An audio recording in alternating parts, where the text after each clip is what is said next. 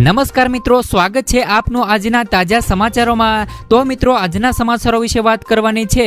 તેમના પહેલા આપને મિત્રો જણાવી દઈએ કે વિડીયોને અંત સુધી જોતા રહેજો, જેથી કરીને મિત્રો આજના દરેક સમાચાર કામના છે, જે તમને મળી જાય। અને મિત્રો, ગુજરાતના રોજે રોજના તાજા સમાચાર મેળવવા માંગતા હોય તો મિત્રો વિડીયોને એક લાઈક કરી ચેનલને મિત્રો જરૂરથી સબસ્ક્રાઇબ કરી લેજો, જેથી કરીને મિત્રો તમને દિવસભરના કામના સમાચાર અમારા યુટ્યુબ ચેનલ થકી મળતા રહે।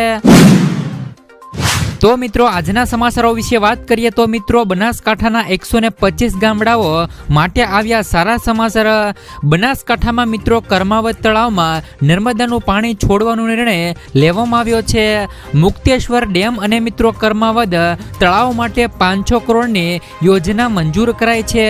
તળાવમાં મિત્રો પાણી છોડવાથી 125 ગામડાઓને ફાયદો થશે। મિત્રો, મહેસાણાથી મોટી દાઉથી કર્માવત તળાવ સુધી 62 કિમી લાઈન મંજૂર કરાઈ છે। અત્રે મિત્રો જણાવી દઈએ કે ટેન્ડર પ્રક્રિયા બાદ કામગીરી શરૂ કરાશે। મિત્રો, કર્માવત તળાવમાં પાણી નાખવા માટે અગાઉ મિત્રો 25,000 ખેડૂતોએ આંદોલન કર્યું હતું। 25 વર્ષથી મિત્રો કર્માવત તળાવમાં પાણી નાખવા માટે ખેડૂતો માંગ કરી રહ્યા હતા, જેથી મિત્રો હવે ખેડૂતોની માંગ પૂરી થશે। ત્યાર પછીના મિત્રો આગળના સમાચારો તરફ નજર કરીએ તો મિત્રો, ગાંધીનગર જિલ્લાના ઈ શ્રમ કાર્ડ ધારકોને નવા રેશન કાર્ડ આપવામાં આવશે। મિત્રો, અસંગઠિત કામદાર રક્ષણ અધિનિયમ હેઠળ મિત્રો ભારત સરકાર કામદારોને સ્પોન્સર કરે છે અને રાજ્ય સરકાર દ્વારા મિત્રો તેમને ઈ શ્રમ કાર્ડ આપે છે, જે અંતર્ગત મિત્રો તેમને રેશન કાર્ડ આપવાની જોગવાઈ કરવામાં આવી છે, જેથી મિત્રો સમગ્ર ગાંધીનગર જિલ્લામાં ઈ શ્રમ કાર્ડ ધરાવતા નાગરિકો પાસે રેશન કાર્ડ ન હોય તેઓ નજીકની મામલતદાર કચેરીનો સંપર્ક કરીને મિત્રો રેશન કાર્ડ કઢાવી શકે છે। આ ઉપરાંત મિત્રો જિલ્લાની તમામ વહીવટી કચેરીઓ પણ ઈ શ્રમ કાર્ડ ધારકોને સંપર્ક કરીને માહિતી મેળવી શકે છે। મિત્રો, ગાંધીનગર જિલ્લા પુરવઠા અધિકારીઓની યાદીમાં જણાવવામાં આવ્યું છે કે હાલમાં જ મિત્રો જે પણ ઈ શ્રમ કાર્ડ ધારકો પાસે રેશન કાર્ડ છે તેઓ પણ મિત્રો તેમના રેશન કાર્ડમાં NFSA નો લાભ મેળવવા નજીકના મામલતદાર કચેરીની પુરવઠા શાખામાં અરજી કરી શકે છે અને તેનો લાભ લઈ શકે છે। ત્યાર પછીના મિત્રો આગળના સમાચારો તરફ નજર કરીએ તો મિત્રો, ગુજરાતમાં પડશે કડકડતી ઠંડી। મિત્રો, ઉત્તર ભારતમાં હિમવર્ષાની આગાહી છે, જેને લઈ ગુજરાતમાં ઠંડી વધશે। અંબાલાલ પટેલે વાવાઝોડા સાથે માવઠું પણ પડી શકે તેવી પણ મિત્રો આગાહી કરી છે। બીજી તરફ મિત્રો કડકડતી ઠંડી પણ પડશે।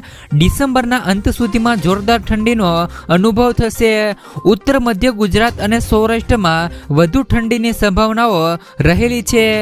20 ડિસેમ્બર સુધીમાં ગુજરાતમાં માવઠાની શક્યતાઓ છે।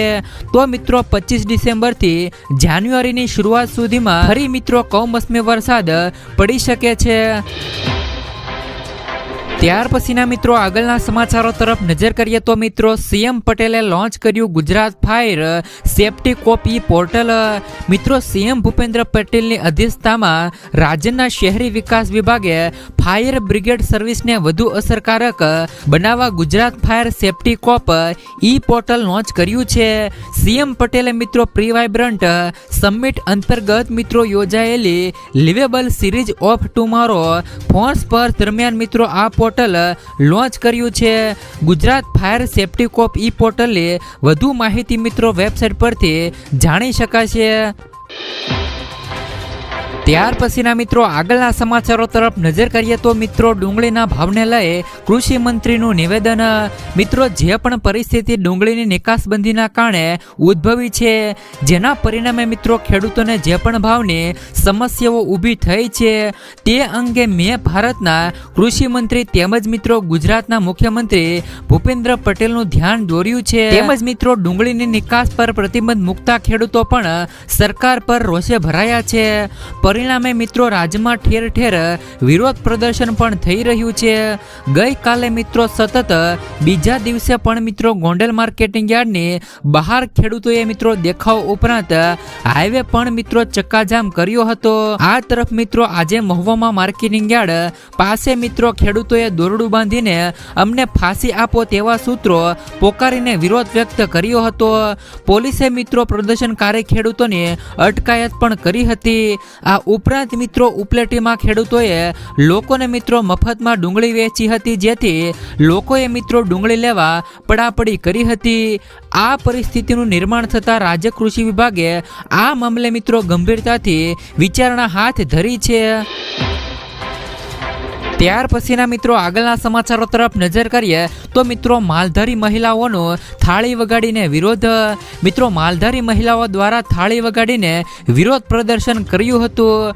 મળતી માહિતી મુજબ મિત્રો અમદાવાદ શહેરમાં દાણી લીમડા ઢોરવાડામાં સામે માલધારી મહિલાઓ દ્વારા થાળી વગાડીને વિરોધ પ્રદર્શન કરવામાં આવ્યું છે. ઢોરવાડામાં મિત્રો પશુઓને લઈને આ વિરોધ પ્રદર્શન કરવામાં આવી રહ્યું છે. તે સિવાય મિત્રો અમદાવાદ પણ અન્ય વિસ્તાર ઈસનપુર, સરખેજ, પાલડી સહિતના વિસ્તારોમાં પણ મહિલાઓ થાળી વગાડીને વિરોધ કર્યો હતો. ત્યાર પછીના મિત્રો આગળના સમાચારો તરફ નજર કરીએ તો મિત્રો 2047 સુધી દરેક લોકો પાસે વીમો હશે.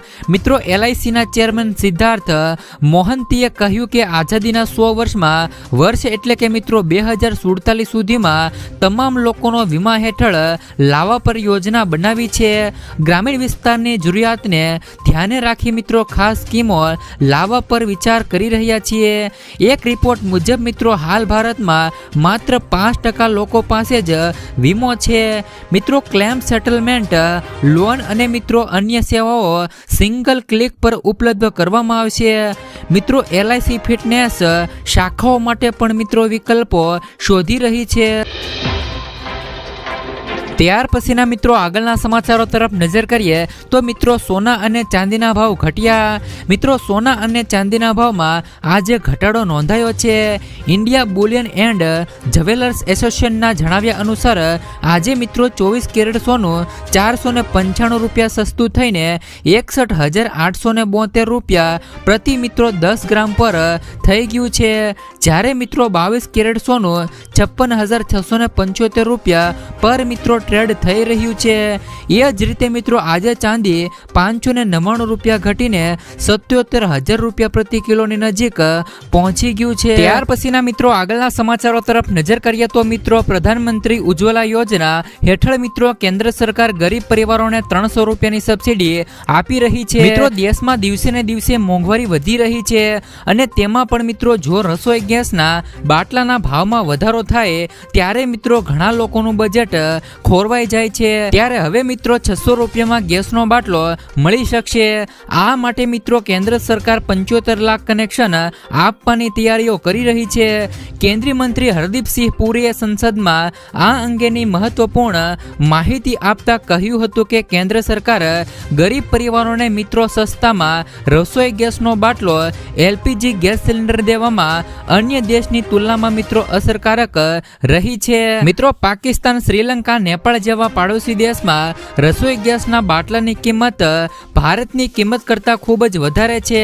હાલમાં જ મિત્રો સંસદમાં એક સવાલનો જવાબ આપતા તેમણે મિત્રો રસોઈ ગેસના વપરાશ વિશે પણ મિત્રો માહિતી આપી હતી.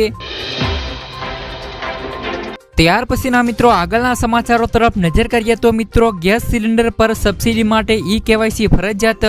મિત્રો હાલમાં જ ઘરેલું વપરાશ કરતા LPG ગેસ સિલિન્ડર ઉપર સરકારની યોજના મુજબ સબસિડી રૂપે ગ્રાહકના ખાતામાં રકમ જમા થઈ રહી છે. પરંતુ 31 ડિસેમ્બર પછી જેમણે આધાર કાર્ડથી ગેસ કનેક્શનનું KYC કરાવ્યું હશે તેના જ ખાતામાં સબસિડી જમા થનાર છે.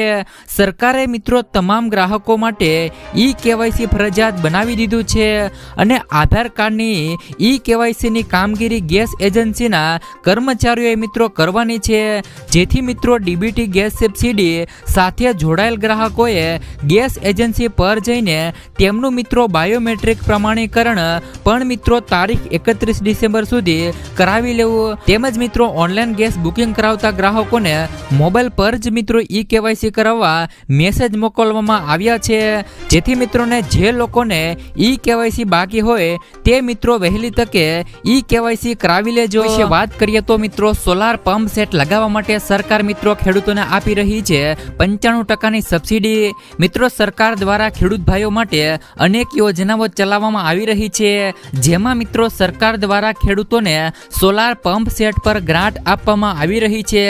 ખેડૂતોએ મિત્રો આ સરકારી યોજનાઓનો લાભ મિત્રો જરૂરથી લેવો જોઈએ. તેમનું મિત્રો કૃષિ કાર્ય સરળતાથી થઈ શકે તે માટે મિત્રો સરકાર ખેડૂતોને સોલાર પંપ લગાવવા માટે મોટી સબસિડી પણ આપી રહી છે. આ માટે મિત્રો સરકાર દ્વારા પ્રધાનમંત્રી કુસુમ સૌર યોજના ચલાવવામાં આવી રહી છે. આ યોજના હેઠળ મિત્રો સરકાર દેશના ખેડૂતોને સોલાર પંપ લગાવવા માટે 95% સુધીની સબસિડી પણ આપી રહી છે.